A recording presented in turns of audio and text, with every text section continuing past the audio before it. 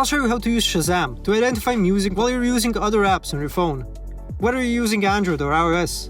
These methods will help you easily identify songs, without interrupting your current activity. Let's dive in. Make sure you have the Shazam app installed on your phone. Open the app and swipe right to access the settings menu. Tap on the settings icon and find and select the option for Shazam from pop-up or a similar option.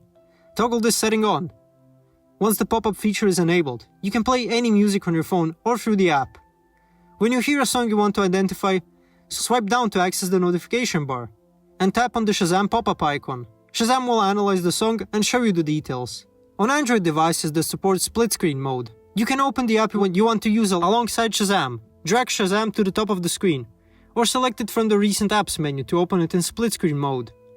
With both apps visible, play the music in the app below. Tap on the Shazam icon in the top portion of the screen to identify the song. Thanks for watching. If this video was helpful, please like and subscribe to our channel for more tips and tutorials. See you next time.